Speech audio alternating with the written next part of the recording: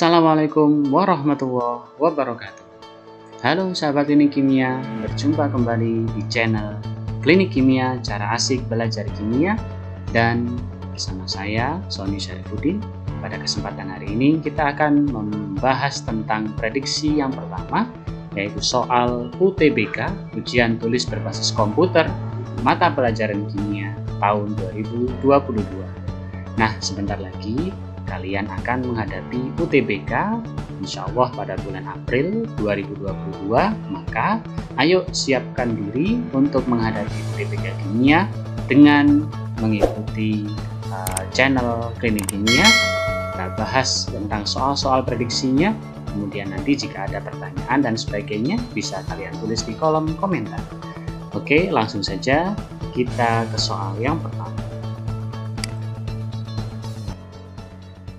Soal yang pertama, sahabat, pernyataan yang benar mengenai atom X dengan konfigurasi elektron pada keadaan eksitasi, yaitu 1s2, 2s2, 2p2, 3s1 adalah: apakah A, unsur X terletak pada periode ketiga dan golongan 1A atau alkali pada tabel berunsur, ataukah B, atom X mudah melepaskan elektron, C, untuk mencapai keadaan dasar, elektron pada orbital 3s1 menyerap energi, ataukah D, atom X membentuk senyawa ionik NaX, ataukah E, atom X membentuk senyawa kovalen XF3.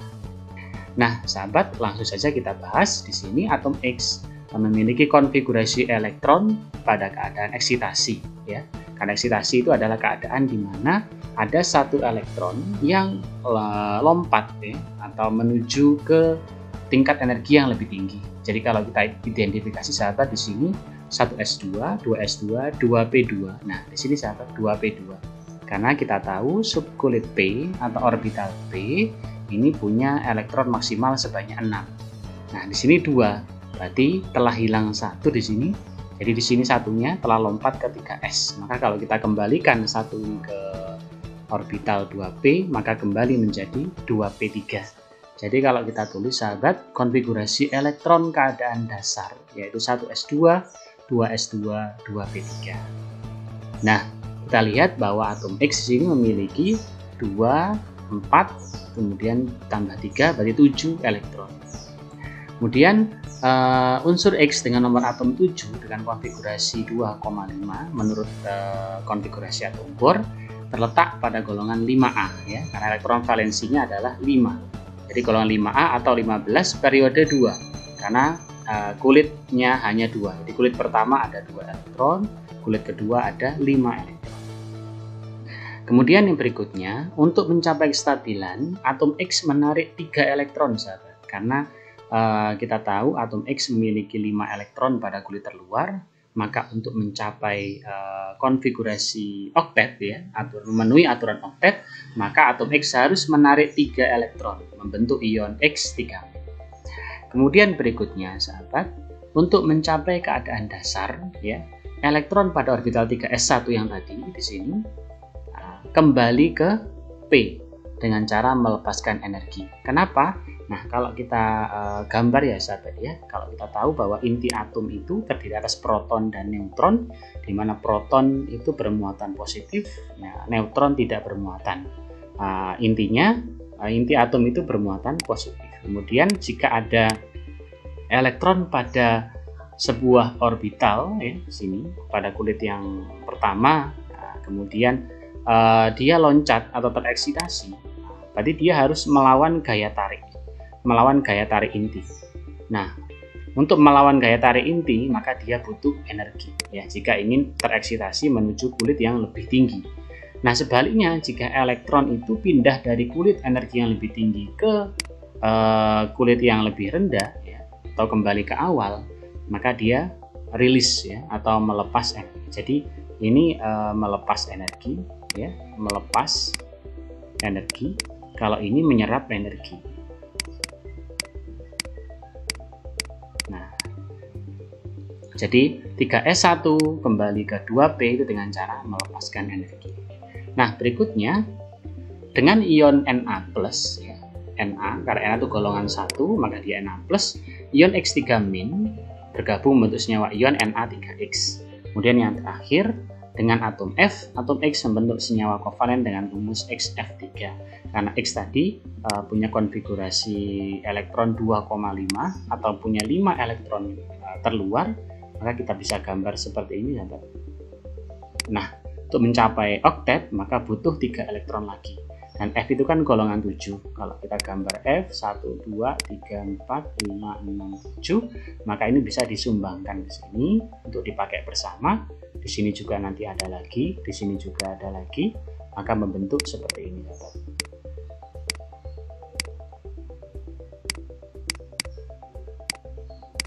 Nah, ini saya beri bulatan penuh ya, menunjukkan dia dari F ya.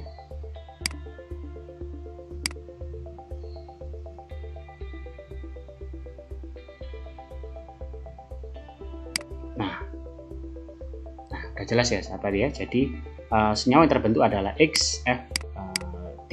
Nah, jika kita analisis, yang pertama, unsur X tadi terletak pada golongan 5A periode 2, sementara pada option yang pertama golongan 1 periode ketiga, maka yang A ini salah. Kemudian yang B, atom X mudah melepas elektron, padahal karena dia golongan 5A, maka dia butuh 3 elektron untuk membentuk ion negatif. Berarti dia menarik ya, bukan melepas. Maka ini yang option B juga salah. Kemudian yang C, 3s1 kembali ya, elektron yang pada orbital 3s1 melepaskan energi untuk kembali ke orbital 2p. Dan di option C di sini tertulis menyerap energi. Jadi salah juga ya.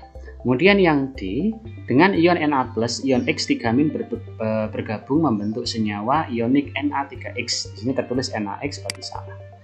Jadi option yang benar hanyalah E ya. Jadi atom X membentuk senyawa kovalen yaitu XF3. Nah, oke, itu adalah pembahasan dari soal yang pertama. Soal yang kedua, sahabat, kelimpahan dua isotop atom Y yaitu 30% dan 70% dengan massa berturut-turut 18 SMA dan 20 SMA atau satuan massa atom. Jadi isotop, kita tahu bahwa isotop itu adalah atom-atom yang memiliki nomor atom sama namun memiliki jumlah neutron yang berbeda sehingga nomor massanya berbeda. Jadi atom Y ini punya dua isotop ya, dua isotop. Isotop yang pertama itu kelimpahannya adalah 30%, isotop yang kedua itu punya kelimpahan 70%. Di mana 30% itu punya massa atom 18 SMA, kemudian yang 70% itu punya massa atom 20 SMA. Nah, dari kelimpahan ini sahabat nanti kita bisa mencari namanya AR dari Y ya. Nah, diketahui atom Y dapat membentuk senyawa Ly2 dengan Mr 62,8. Maka massa atom relatif L adalah, jadi tugas kita adalah mencari dulu ARY. Nah, setelah ARY kita tahu, nanti kita hitung AR-nya L ini ya, dengan cara MR-nya ini Ly2 dikurangi 2 kali dari AR-nya Y. Oke, langkah pertama kita hitung AR-nya Y dengan cara mudah, yaitu ARY sama dengan 30% kali 18 ditambah 70% kali 20. Atau 0,3 kali 18 ditambah 0,7 kali 20, 5,4 tambah 14 ketemu 19,4 satuan massa atom. Nah, berikutnya MR Ly2 ya, sama dengan AR-nya L, 1 kali AR-nya L ditambah 2 kali AR-nya Y. Dimana AR-nya tadi sudah kita cari yaitu 19,4, kita substitusikan 62,8 sama dengan ARL ditambah 2 kali 19,4, ARL sama dengan 62,8 dikurangi 38,8, maka hasilnya adalah 24. Jadi jawaban untuk soal nomor 2 ini adalah yang A ya sahabat ya, 24. Baik, berikutnya kita lanjutkan ke soal yang ketiga. Soal yang ketiga, di laboratorium gas hidrogen diperoleh dengan cara mereaksikan logam magnesium dengan asam klorida. Ya, saya ulangi lagi, di laboratorium gas hidrogen diperoleh dengan cara mereaksikan logam magnesium dengan asam klorida. Nah, dari data ini saja kita bisa menuliskan persamaan reaksi sahabat. Jadi kita tahu bahwa Mg itu adalah logam golongan alkali tanah atau golongan 2A ya. Jadi di sini Mg ditambah 2 HCl, karena kita tahu Mg itu golongan 2A, maka dia mudah membentuk ion Mg2+. Maka jika bereaksi dengan HCl dengan Cl minnya, maka butuh 2 Cl min. Makanya di sini koefisiennya adalah 2 ya, 2 HCl. Menjadi MgCl2 ditambah gas H2 atau gas hidrogen. Dalam suatu percobaan, logam magnesium tepat bereaksi dengan larutan HCl 0,4 molar menghasilkan 0,56 liter gas hidrogen dalam kondisi STP atau standar temperatur and pressure, dan garam magnesium klorida atau MgCl2. Volume larutan HCl yang diperlukan adalah, kita tuliskan data yang diketahui sahabat. Di sini ada hidrogen ya sebanyak 0,56 liter. Nah, untuk mencari volume dari HCl ini sahabat ya, volume, kita tahu ada persamaan bahwa M sama dengan mol per volume. Ya, diketahui di sini konsentrasinya 0,4. Jadi ini sudah diketahui sahabat ya. Nah, untuk mencari ini maka kita butuh data mol. Maka untuk data mol, karena mol itu sebanding dengan koefisien ya, maka molnya HCl itu 2 kali daripada molnya hidrogen. Saya ulangi lagi, molnya HCl 2 kali mol hidrogen. Di sini posisinya harus persamaannya harus sudah setara. Maka langkahnya kita harus mencari molnya hidrogen terlebih dahulu, karena hanya data hidrogen ini yang diketahui. Maka di sini volume 0,56 liter. Pada kondisi standar berlaku persamaan V sama dengan mol kali 22,4 liter per mol. Kita masukkan, maka mol sama dengan volume per 22,4 ya, volume per 22,4 atau 0,56 liter dibagi 22,4 ketemu 0,025 mol. Jadi kalau 5,6 per 22,4 itu kan seperempat ya sahabat, atau 0,25. Karena di sini 0,56, jadi kita mundurkan 1 koma lagi menjadi 0,025 mol. Nah, ini mol dari hidrogen yang memiliki koefisien sebesar 1. Nah, HCl punya koefisien 2. Berarti molnya HCl 2 kali lipat daripada molnya hidrogen. Jadi kalau kita masukkan ke persamaan yang tadi, maka volume sama dengan mol per volume. Kita hanya tukar ini ya. Kita tukar, maka volume molnya 2 kali lipat ya, berarti 2 kali 0,25 sama dengan 0,05 dibagi konsentrasinya itu 0,4 molar, maka hasilnya adalah 0,125 liter, atau jika kita ubah ke mili menjadi 125 ml. Maka jawaban untuk soal nomor 3 ini adalah B. Nah, berikutnya sahabat kita lanjutkan ke soal keempat. Sama dengan yang tadi ya, cuma pertanyaannya adalah massa logam magnesium. Jadi kalau tadi soal yang ketiga yang ditanya adalah volume larutan HCl, maka di soal nomor 4 yang ditanya adalah massa logam magnesium yang telah bereaksi. Nah, kita kembali lagi menuliskan persamaan tadi ya sahabat ya, dengan kita tahu bahwa molnya adalah 0,025. Kemudian yang dicari adalah massa logam magnesium. Nah, di sini kita lihat sahabat, berlaku yang sama ya, jadi mol sebanding dengan koefisien. Saya ulangi lagi, mol sebanding dengan koefisien. Maka di sini jika ini koefisien 1, ini juga 1, maka molnya sama.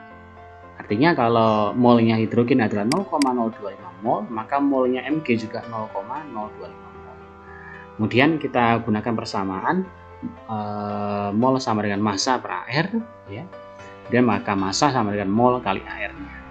Molnya sama dengan hidrogen yaitu 0,025, airnya Mg adalah 24, maka hasilnya adalah 0,6 gram ya sahabat ya, 0,6 gram. Di jawaban untuk soal nomor 4 ini kembali lagi A. Berikutnya sahabat kita ke soal yang nomor 5. Soal nomor 5, perhatikan diagram tingkat energi untuk reaksi A ditambah B menjadi P berikut. Pernyataan yang benar adalah A. Apakah A ditambah B menjadi C termasuk reaksi eksotermis? B, AB ya, AB bintang di sini ya, dan C bintang di sini merupakan senyawa kompleks teraktivasi yang lebih stabil daripada P?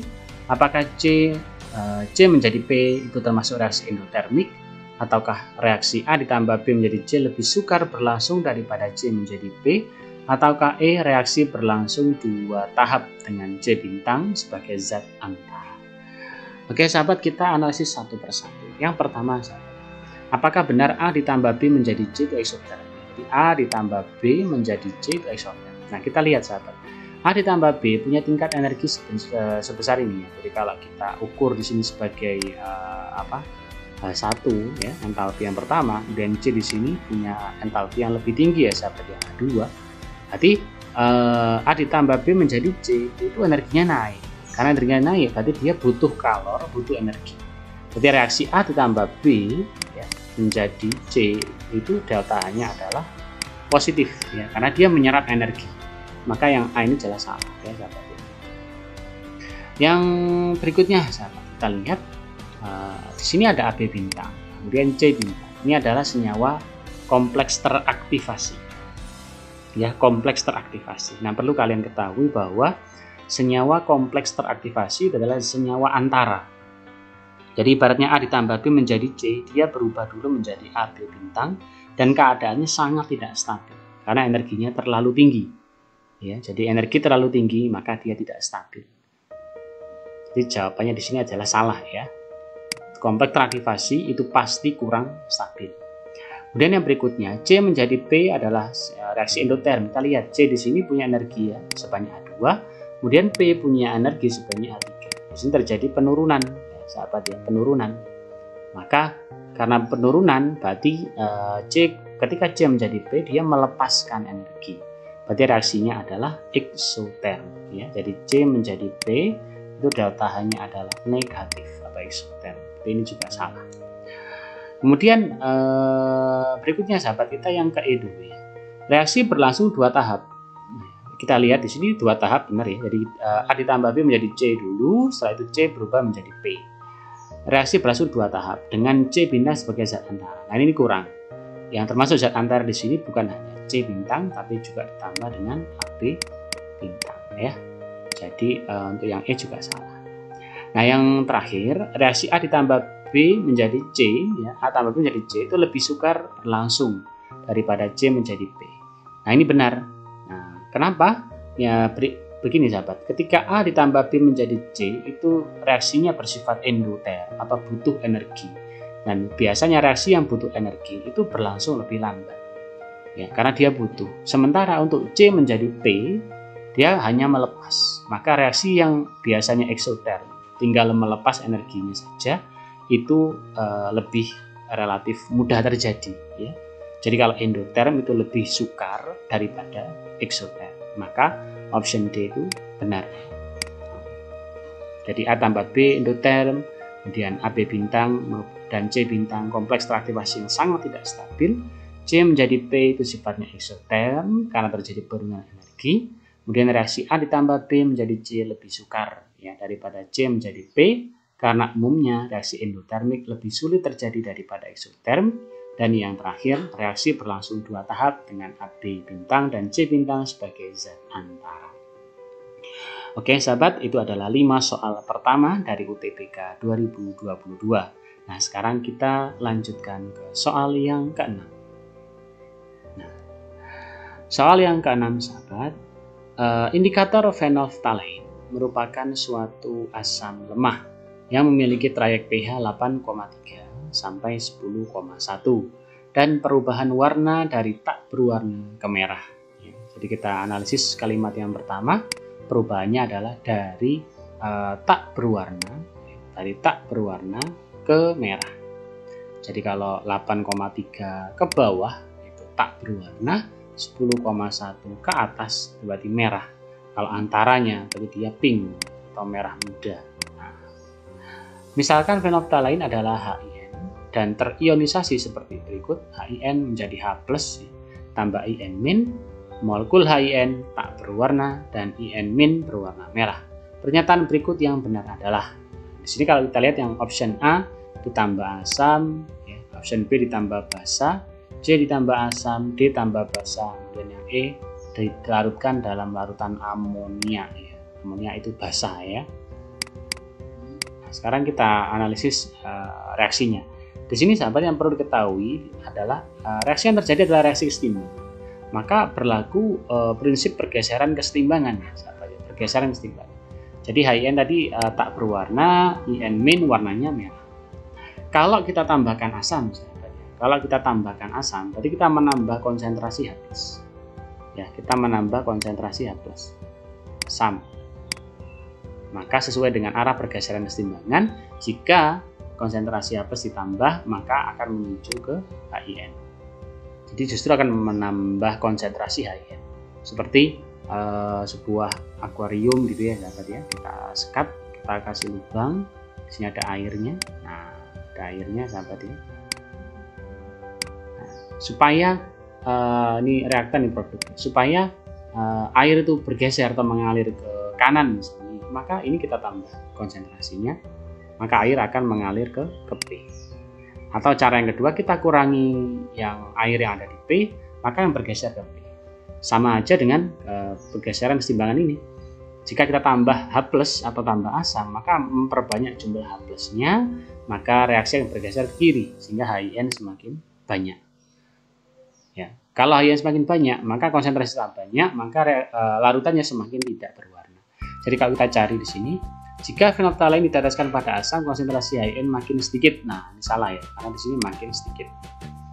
Nah, kemudian opsi yang C, jika phenolphthalein diteteskan pada asam, maka konsentrasi ion imin makin banyak. Ion imin justru akan semakin sedikit ya, karena bergesernya akan ke mana? Ke HIN ya, bergeser ke HIN. Ya, berarti ini juga salah.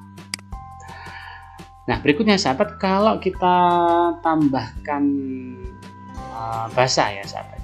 Kalau kita tambahkan basa atau OH, maka OH-, saya ganti dulu warna pulpennya jadi biru ya. Kalau kita tambahkan OH-, maka OH- di sini akan bereaksi dengan H+, akan membentuk H2O. Ya, jadi asam akan bereaksi dengan basa. Karena bereaksi dengan basa, maka jumlah H+-nya ini justru akan berkurang. Karena berkurang, maka reaksinya bukan bergeser ke kiri lagi, tapi ke kanan. Nah, ibaratnya tadi kalau air yang di sini kita kurangi, ya, maka airnya akan mengalir ke P ya, ke produk. Gitu ya. Jadi OH- akan bereaksi dengan H+, maka H+-nya berkurang, dia akan bergeser ke kanan, IN-nya nanti akan bertambah, atau HIN-nya akan berkurang. Jadi kalau kita cari yang B, jika phenolphthalein diteteskan pada basa, maka konsentrasi HIN makin banyak. Nah, ini salah, karena di sini makin banyak. Yang D, jika konsentrasi diteteskan pada basa, maka konsentrasi ion imin makin banyak, sehingga larutan menjadi berwarna merah ya. Jadi jawabannya yang D ya. Nah, karena IN- makin banyak, ya, karena bergeser ke arah kanan tadi, ke arah produk, sehingga larutan semakin berwarna merah. Itu adalah sahabat pembahasan soal yang nomor 6. Nah, berikutnya sahabat kita ke soal yang ke-7. Jika garam CuCl2 dilarutkan dalam air, maka akan terjadi reaksi hidrolisis dengan tetapan hidrolisis 1 kali 10⁻⁸. Ya, di sini CuH2O 4 kali 2 plus tambah 2O menjadi CuH2O 3 kali OH dalam kurung kemudian plus ditambah H3O plus ya. Jadi kalau kita analisis di sini ya sahabat ya, H2O di sini kan ada 4. Di sini tersisa 3. Ya, ibaratnya adalah H2O-nya di sini 3. Awalnya kan H2O-nya 4. Satu ini. Kemudian H+ ya. Ini kan terdiri dari H+ sama OH-. H+-nya kita donasikan atau kita donorkan ke H2O yang di sini ya. Jadi 1 H+ didonasikan ke H2O sehingga H2O yang akan berubah menjadi H3O+. Nah, sisa OH-nya akan bergabung tetap dengan H2O 3 kali tadi akan menjadi CuH2O 3OH+. Nah, jika kita tulis reaksinya lagi sahabat ya seperti ini ya. Jadi garam CuCl2 itu menjadi Cu2+ tambah 2Cl-. Cu2+ hanya akan dikelilingi oleh 4 molekul H2O, jadi seperti ini. Jadi biloxnya tidak berubah sahabat. Awalnya 2+, dia tetap 2+, karena H2O adalah ligan yang sifatnya netral. 2+. Kemudian di sini sahabat, kenapa kok tetap kok jadi plus 1? Karena di sini OH itu negatif 1. Jadi tadi ini 2 plus, ini negatif 1, maka 2 plus sama negatif 1, sisanya adalah plus 1. Nah, karena dihasilkan H3O plus, sahabat, maka larutan ini bersifat asam, ya. Larutan sifatnya asam. Maka untuk yang pertama, CuCl2 dalam air menghasilkan larutan yang membirukan lakmus. Membirukan lakmus itu kan basah, berarti ini salah. Yang berikutnya, jadi kalau kita bahas ini, ya, asam. Yang berikutnya, karena menghasilkan ion H3O+, sahabat, maka sifatnya lebih asam daripada air. Saya ulangi lagi, sifatnya lebih asam daripada air. Jadi keasaman air lebih lemah. Nah, ini benar, ya, sahabat, ya. Keasaman air itu lebih lemah, ya. Keasaman air lebih lemah daripada CuH2O4 kali plus. Itu sudah jelas, ya, sahabat, ya. Karena pH air itu 7, di sini garamnya sifatnya lebih asam lagi, maka pH-nya di bawah 7 untuk yang larutan CuH2O4 2+. Ya, sehingga karena CuH2O4 2+ itu lebih asam, maka keasaman air lebih lemah. Yang ketiga, sahabat, bilangan oksidasi Cu, bukan plus 1, ya, sahabat, ya, seperti yang sudah saya jelaskan tadi. Bilangan oksidasinya adalah tetap plus 2, jadi tidak mengalami perubahan, ya. Jadi awalnya di sini plus 2 atau 2+, di sini OH-, maka totalnya adalah plus 1. Kemudian yang berikutnya, CuH2O4 2+ bertindak sebagai asam, karena mendonorkan ion H+ atau proton ke H2O. Kemudian yang ketiga atau yang terakhir, tidak terjadi reaksi redoks karena tidak ada perubahan Bilox yang terjadi. Maka soal nomor 7 ini, sahabat, jawabannya adalah yang B, ya, sahabat, ya. Keasaman air lebih lemah daripada CuH2O4 kali 2+. Berikutnya, sahabat, nomor 8. Jika CuCl2 dilarutkan dalam air, maka akan terjadi reaksi hidrolisis, ya, seperti tadi. Kemudian sekarang adalah sebanyak 6,82 gram CuCl2 2H2O dengan MR 70,5 dilarutkan dalam air hingga terbentuk 250 ml. Sekarang kita diminta untuk menghitung berapa pH larutan hidrolisis yang terbentuk. Nah, kita cari konsentrasi dulu dari larutan garamnya dengan menggunakan rumus M sama dengan mol per volume, di mana volumenya liter, kita modifikasi menjadi seperti ini. Karena mol sendiri adalah gram atau massa per mr, ya, maka M sama dengan massa per mr kali 1000 per V dalam satuan mililiter. Kita masukkan 6,82 bagi 170,5 kali 1000 per 250, maka ketemu 0,16. Kemudian kita menggunakan rumus menghitung konsentrasi H+ untuk garam asam, di mana H+ sama dengan akar KW per KB dikali M atau akar KH dikali M. Kita masukkan akar KH-nya adalah 10⁻⁸, M molaritas atau konsentrasi 0,16 atau 16 kali 10⁻². Kita gabungkan menjadi akar 16 kali 10⁻10 menjadi 4 kali 10⁻5, maka pH yang terjadi atau pH larutan yang terbentuk sebesar 5 log 4, ya. Jadi logaritma dari H+ ini menjadi 5 log 4. Jadi jawaban untuk soal nomor 8 ini yang C. Oke, sahabat, itulah 8 soal yang pertama di prediksi yang pertama soal UTBK tahun 2022. Nah, nanti jangan lupa ada video lagi, bagian yang kedua dari video ini, yang membahas tentang soal berikutnya, yaitu nomor 9 sampai dengan nomor 15, ya. Jangan lupa untuk like, komen, share, dan subscribe di channel Klinik Kimia Cara Asik Belajar Kimia. Kemudian jangan lupa jika ada pertanyaan, kalian bisa tuliskan pertanyaannya di kolom komentar. Oke, terima kasih. Itu saja yang bisa saya sampaikan. Sampai ketemu lagi dengan saya, Sony Syarifuddin, di Klinik Kimia Cara Asik Belajar Kimia. Sampai jumpa.